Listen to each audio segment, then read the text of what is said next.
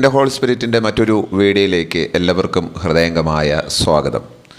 നമ്മുടെ എല്ലാവരുടെയും ജീവിതത്തിൽ പരിശുദ്ധാത്മാവിനെക്കുറിച്ച് വലിയ ധാരണയും പരിശുദ്ധാത്മാവിൻ്റെ പ്രവൃത്തികളെ വളരെ ആഴത്തിൽ വിശ്വസിക്കുകയും ആ ദൈവപ്രവൃത്തികളെ ജീവിതത്തിൽ അപ്ലൈ ചെയ്യാനും ശ്രമിക്കുന്നവരാണ് ഏറെക്കുറെ ദൈവമക്കളും എന്നാണ് ഞാൻ കരുതുന്നത്.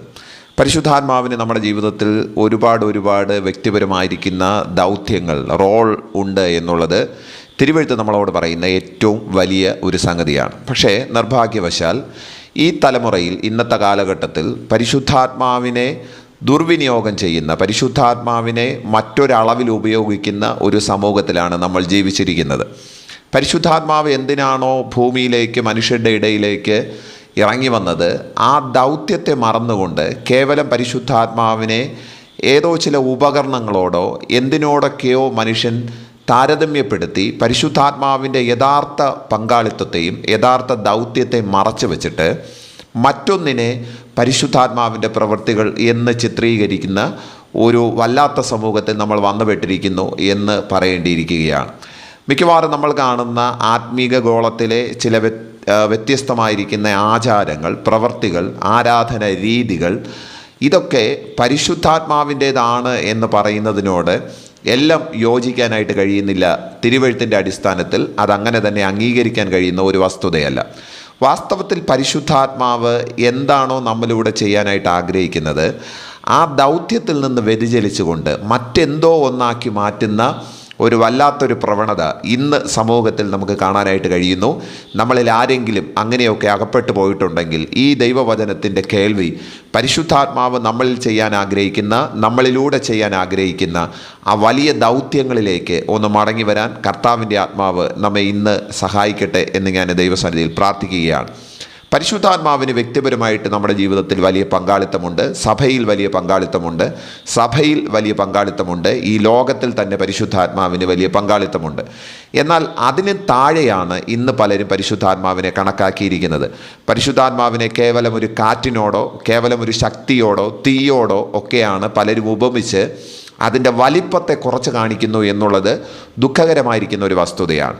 അപ്പോസ്തല പ്രവൃത്തി 1-ാമത്തെ അധ്യായം 8-ാമത്തെ വാക്യം, അപ്പോസ്തല പ്രവൃത്തിയുടെ താക്കോൽ വാക്യം എന്നറിയപ്പെടുന്ന ദൈവവചന ഭാഗം, അത് നമ്മുടെ വാഴ്ത്തപ്പെട്ട കർത്താവായ യേശുക്രിസ്തു പറഞ്ഞിരിക്കുന്ന ഏറ്റവും ശ്രദ്ധേയമായിരിക്കുന്ന ഒരു വേദഭാഗമാണ്. ആ വാക്യം ഇങ്ങനെയാണ്: എന്നാൽ പരിശുദ്ധാത്മാവ് നിങ്ങളുടെ മേൽ വരുമ്പോൾ നിങ്ങൾ ശക്തി ലഭിച്ചിട്ട് യെരുശലേമിലും യഹൂദയിലെല്ലായിടത്തും ശമര്യയിലും ഭൂമിയുടെ അറ്റത്തോളം എൻ്റെ സാക്ഷികളാകും എന്ന് പറഞ്ഞു. യേശു പറഞ്ഞ വാക്യമാണ് ലൂക്കോസ് എന്ന വൈദ്യൻ തൻ്റെ ചരിത്ര പുസ്തകത്തിൽ എഴുതിയിരിക്കുന്ന അപ്പോസ്തല പ്രവൃത്തിയുടെ താക്കോൽ വാക്യമാണ് ഞാനിപ്പോൾ നിങ്ങളോട് പറഞ്ഞു കേൾപ്പിച്ചത്. ഈ വാക്യം നിങ്ങൾ ശ്രദ്ധിച്ച് നോക്കിക്കഴിഞ്ഞാൽ പരിശുദ്ധാത്മാവ് നമ്മളിൽ വരുമ്പോൾ എന്താണ് സംഭവിക്കാനായിട്ട് പോകുന്നത് എന്നാണ് യേശുക്രിസ്തു തൻ്റെ ശിഷ്യന്മാരോട് പറഞ്ഞതെന്ന് നിങ്ങൾക്ക് അതിനകത്ത് കാണാനായിട്ട് കഴിയും.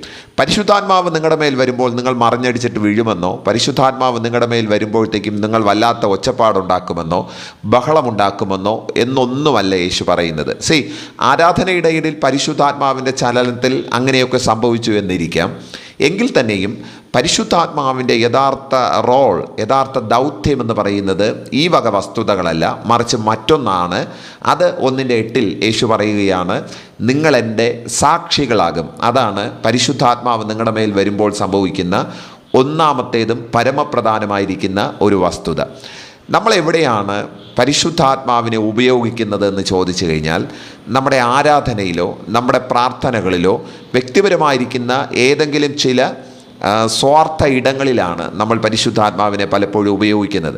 എന്നാൽ പരിശുദ്ധാത്മാവിൻ്റെ പ്രഥമവും ഏറ്റവും വലിയ ദൗത്യമെന്ന് പറയുന്നത് യേശുക്രിസ്തുവിനെക്കുറിച്ച് മറ്റുള്ളവരുടെ ഇടയിൽ സാക്ഷിയാകാൻ നമ്മെ സഹായിക്കുന്നതാണ് പരിശുദ്ധാത്മാവ് എന്ന് തിരുവെഴുത്തിൽ നമുക്ക് കാണാനായിട്ട് കഴിയുകയാണ്. എന്തുകൊണ്ടാണ് ഈ വാക്യം അങ്ങനെ പറഞ്ഞിരിക്കുന്നതിന് അതിന് അതിൻ്റെ പുറകിൽ ഒരു പശ്ചാത്തലമുണ്ട്. അത് പറഞ്ഞിട്ട് ഞാൻ വേഗം ആ ചിന്തകളിലേക്ക് വരാനായിട്ട് ശ്രമിക്കുകയാണ്. യേശുവിൻ്റെ ശിഷ്യന്മാർ യേശുവിൻ്റെ ക്രൂശീകരണത്തോടുകൂടെ 4 പാടും ചിതറിപ്പോകുന്നതാണ് നമുക്ക് സുവിശേഷങ്ങളിൽ ഒടുവിൽ കാണാനായിട്ട് കഴിയുന്നത്. ഈ 4 പാടും ചിതറിപ്പോയവർ യേശുവിനെ അറിയത്തില്ല എന്ന് പലതവണ പലരുടെയും മുമ്പിൽ പറയുന്നത് നമുക്ക് കാണാനായിട്ട് കഴിയും. ഫോർ എക്സാമ്പിൾ, നമ്മുടെ പത്രോസ് തന്നെ പലവട്ടം യേശുവിനെ അറിയുന്നില്ല എന്ന് പലരുടെ മുമ്പിൽ തള്ളിപ്പറയുന്നത് നമുക്ക് കാണാനായിട്ട് കഴിയുകയാണ്. യേശുക്രിസ്തുവിനെക്കുറിച്ച് പറയാൻ ശിഷ്യന്മാരിൽ ഒരു വലിയ മടി, ആശങ്ക ഒരു വലിയ ഭയം അന്നത്തെ സമൂഹത്തിലുണ്ടായിരുന്നു. എന്നാൽ ഈ 40 ദിവസങ്ങൾ കഴിഞ്ഞ് 10 ദിവസങ്ങൾ കൂടി കഴിഞ്ഞ് പരിശുദ്ധാത്മാവിനെ പ്രാപിക്കുന്നതോടുകൂടെ ഈ 50 ദിവസങ്ങൾക്ക് മുമ്പ് മടിച്ചും മറഞ്ഞും ഇരുന്ന അപ്പോസ്തലന്മാർ, ശിഷ്യന്മാർ പൊതുജന സമക്ഷം വന്ന് പറയുകയാണ്, നിങ്ങൾ കൊന്നവനെയാണ് ഞങ്ങൾ പ്രസംഗിക്കുന്നത്. ഈ 50 ദിവസം കൊണ്ട് അവരിൽ വന്ന മാറ്റം എത്ര വലുതാണെന്നറിയാമോ? യേശുക്രിസ്തു ഉയർത്തെഴുന്നേറ്റതിന് ശേഷം 40 ദിവസം അവരോട് കൂടെ നടന്ന് ദൈവരാജ്യത്തിൻ്റെ സത്യങ്ങൾ അവരോട് പഠിപ്പിച്ചു കൊടുക്കുകയും പരിശുദ്ധാത്മാവെന്ന വലിയ വാഗ്ദത്തത്തെ പിതാവിൽ നിന്ന് വാങ്ങി തൻ്റെ ശിഷ്യന്മാർക്ക് അയച്ചു കൊടുത്തപ്പോൾ ഇന്നലെ വരെ മറഞ്ഞും ഒളിഞ്ഞും ഇരുന്നിരുന്നവർ, യേശുവിനെക്കുറിച്ച് പറയാൻ മടി കാണിച്ച് മാറിയിരുന്നവർ, ഇന്ന് പൊതുജന സമക്ഷം വന്ന് പറയുകയാണ്, നിങ്ങൾ കൊന്നവനെയാണ് ഞങ്ങൾ പ്രസംഗിക്കുന്നത്, നിങ്ങൾ തല്ലിക്കൊന്ന് കെട്ടിത്തൂക്കിയവനെയാണ് ഞങ്ങൾ ഉയർത്തുന്നത്, നിങ്ങൾ മറച്ചു വച്ചവനെ, യേശു ദൈവം അവനെ മരണത്തിൽ നിന്ന് ഉയർത്തെഴുന്നേൽപ്പിച്ചു, അവനെയാണ് ഞങ്ങൾ പ്രസംഗിക്കുന്നതെന്ന് വന്ന് സമൂഹത്തോട് പറയാനുള്ള ആർജവം ഇവർക്ക് എവിടെ നിന്നാണ് കിട്ടിയതെന്ന് ചോദിച്ചു കഴിഞ്ഞാൽ അത് മാളികമുറിയിൽ കൊടുമുഴക്കത്തോടുകൂടെ പിളർന്ന അഗ്നിനാവുകൾ പോലെ അവരിൽ പ്രത്യക്ഷപ്പെട്ട പരിശുദ്ധാത്മാവിൻ്റെ ശക്തിയാലാണ് അവർ ഇത്തരത്തിൽ വലിയ സാക്ഷികളായി തീരുവാനായിട്ട് ഇടയായിത്തീർന്നത്. നമ്മളിൽ പരിശുദ്ധാത്മാവ് വന്നു എന്നതിൻ്റെ അടയാളം എന്ത് എന്ന് ചോദിച്ചു കഴിഞ്ഞാൽ കുറഞ്ഞ പക്ഷം ഈ കാര്യം നമ്മളിൽ നടക്കുന്നു എന്നുള്ളതാണ്. ഇന്നലെ വരെ നമ്മൾ യേശുവിനെക്കുറിച്ച് പറയാൻ മടിച്ചു വരുന്നവരാണെങ്കിൽ വായ് തുറന്ന് ഒരുത്തൻ യേശുക്രിസ്തുവിനെക്കുറിച്ച് പറയുന്നുണ്ടെങ്കിൽ അവനിൽ പരിശുദ്ധാത്മാവ് വന്നിരിക്കുന്നു എന്ന് ധൈര്യത്തോടുകൂടെ പറയേണ്ടിയിരിക്കുന്നു. അതാണ് പരിശുദ്ധാത്മാവ് ഒരുത്തനിൽ വന്നു എന്നതിൻ്റെ പ്രത്യക്ഷമായിരിക്കുന്ന ഒരു അടയാളം എന്ന് പറയേണ്ടിയിരിക്കുന്നു. അപ്പോസ്തലപ്രവൃത്തി നിങ്ങൾ 28 അധ്യായങ്ങൾ സൂക്ഷ്മമായി വായിച്ചു നോക്കിക്കഴിഞ്ഞാൽ അപ്പോസ്തലന്മാരാകട്ടെ, പൗലോസാകട്ടെ, പത്രോസാകട്ടെ, ഏതൊരു വ്യക്തിയുമായിക്കൊള്ളട്ടെ, ഈ നെടുനീളം 23 പ്രസംഗങ്ങൾ നിങ്ങൾക്ക് അപ്പോസ്തലപ്രവൃത്തി 28 അധ്യായങ്ങളിൽ കാണാനായിട്ട് കഴിയും. 23 വലിയ പ്രസംഗങ്ങൾ നിങ്ങൾക്ക് ഈ ഒറ്റ പുസ്തകത്തിനകത്ത് കാണാനായിട്ട് കഴിയും. ഈ 23 പ്രസംഗങ്ങളുടെ വിഷയം എന്താണെന്നറിയാമോ? അവർ കണ്ട യേശുവിനെ, അവർ അനുഭവിച്ച യേശുവിനെ ഒരു മടിയില്ലാതെ രാജാക്കന്മാരുടെയും നാടുവാഴികളുടെയും മഹാപുരോഹിതന്മാരുടെയും വലിയ പ്രഭുക്കന്മാരുടെയും മുമ്പിൽ അല്പം പോലും മടിയില്ലാതെ അവർ കണ്ട യേശുവിനെ ഉറക്കെ പറയുന്നതാണ് ഈ 23 പ്രസംഗങ്ങളുടെയും ഏറ്റവും വലിയ കഥാതന്തു എന്ന് പറയുന്നത്. നമ്മുടെ ജീവിതത്തിൽ പരിശുദ്ധാത്മാവ് വന്നിട്ടുണ്ട് എന്നതിൻ്റെ ഏകവും പ്രത്യക്ഷവുമായ അടയാളം എന്ന് പറയുന്നത് യേശുക്രിസ്തുവിനെക്കുറിച്ച് നമ്മൾ സാക്ഷ്യമാകുക എന്നുള്ളതാണ്.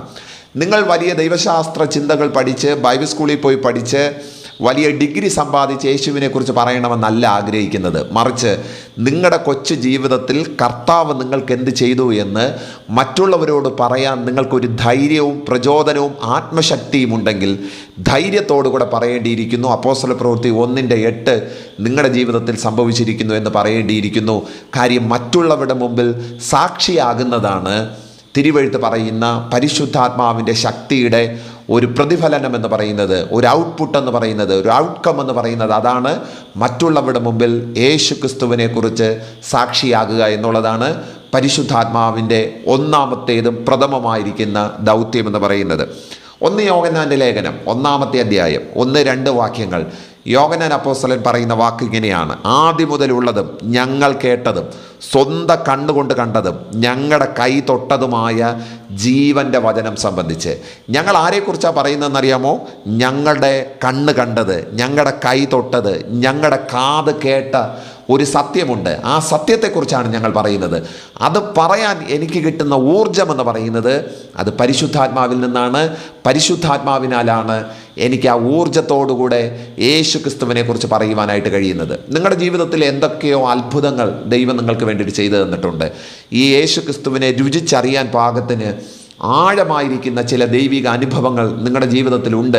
അത് മറ്റുള്ളവരോട് എന്ന് മുതൽ നിങ്ങൾക്ക് തുറന്നു പറയാൻ കഴിയുമോ അന്ന് മുതലാണ് വാസ്തവത്തിൽ പരിശുദ്ധാത്മാവിൻ്റെ ശക്തി നിങ്ങളിൽ വന്നു എന്ന് പറയേണ്ടിയിരിക്കുന്നത്. പരിശുദ്ധാത്മാവ് കേവലം കയ്യടിയോ അന്യഭാഷയോ ഒരു തീയോ അഗ്നിയോ കാറ്റോ ഇതൊന്നുമല്ല. അതിനേക്കാൾ അപ്പുറത്ത് ചിലപ്പോഴൊക്കെ അതിൻ്റെ അനുഭൂതികൾ നമ്മുടെ ആത്മീക ആരാധനയിൽ കണ്ടു എന്നിരിക്കാം. പക്ഷേ അതിനേക്കാൾ അപ്പുറത്ത് സാക്ഷിയാകാനുള്ള ഒരു ശക്തി സ്രോതസ്സാണ് പരിശുദ്ധാത്മാവ് എന്ന് അപ്പോസ്തലപ്രവൃത്തി 1:8 നമ്മളോട് പറയുകയാണ്. സഹോദരങ്ങളെ, നിങ്ങളുടെ ജീവിതത്തിൽ കർത്താവ് നിങ്ങളെ വ്യക്തിപരമായി തൊട്ട ഒരുപാട് അനുഭവങ്ങളുണ്ട്. യുണീക്കായിരിക്കുന്ന ഒരു ടെസ്റ്റ് മണി നിങ്ങളുടെ ജീവിതത്തിലുണ്ട്. നിങ്ങളെ ആ വലിയ രോഗത്ത് നിന്ന് കർത്താവ് പുറത്തു കൊണ്ടുവന്നത്, നിങ്ങളുടെ ജീവിതത്തിൻ്റെ ആ വലിയ നൊമ്പരങ്ങളിൽ നിന്ന് കർത്താവ് നിങ്ങളെ വിടുവിച്ചത്, നിങ്ങളുടെ തലമുറകൾക്ക് വേണ്ടിയിട്ട് ദൈവം ചെയ്ത എത്രയെങ്കിലും വലിയ അത്ഭുതങ്ങൾ, ഇത് നിങ്ങൾക്ക് പറയാനുള്ള ഒരു ഊർജം അത് പരിശുദ്ധാത്മാവിൽ നിന്നാണ് ലഭിക്കുന്നത്. എന്ന് നിങ്ങൾക്കത് ലഭിക്കുമോ അന്ന് മുതൽ നിങ്ങൾ യേശു ക്രിസ്തുവിൻ്റെ സാക്ഷികളാകുകയാണ്. സമൂഹത്തിൽ അങ്ങനെ ഒരു വലിയ ദൗത്യത്തിന് വേണ്ടിയിട്ടാണ് പരിശുദ്ധാത്മാവ് നമ്മളിൽ ഓരോരുത്തരിലും വന്നിരിക്കുന്നതെന്ന് ഈ ദൈവവചനത്താൽ ഞാൻ നിങ്ങളെ ഉറപ്പിക്കുന്നു. അതുകൊണ്ട് പരിശുദ്ധാത്മാവിൻ്റെ ദൗത്യങ്ങളെ ചെറുതായി കണക്കാക്കരുത്. ആരാധനയുടെ ഇടയിൽ വന്ന് തലോടി പോകുന്ന ഒരു അനുഭൂതിയല്ല പരിശുദ്ധാത്മാവ്. അതൊരു ഭയങ്കരമായിരിക്കുന്ന വ്യത്യസ്തമായിരിക്കുന്ന ഒരാത്മതലമാണെന്ന് തിരിച്ചറിയാൻ കർത്താവ് നമ്മെ ഒന്ന് സഹായിക്കട്ടെ. പരിശുദ്ധാത്മാവിൻ്റെ വലിയ ദൗത്യങ്ങളോടൊപ്പം ചേർന്ന് നിൽക്കാൻ കർത്താവ് നമ്മെ അനുവദിക്കട്ടെ എന്ന് പ്രാർത്ഥിച്ച് ഈ ചിന്തകളെ ഞാൻ ഉപസംഗ്രഹിക്കുന്നു. ഈ വചനം കേട്ട എല്ലാവരും കർത്താവ് അനുഗ്രഹിക്കട്ടെ. God bless you all. Thank you. ദൈവം അനുഗ്രഹിക്കട്ടെ. ആമേൻ.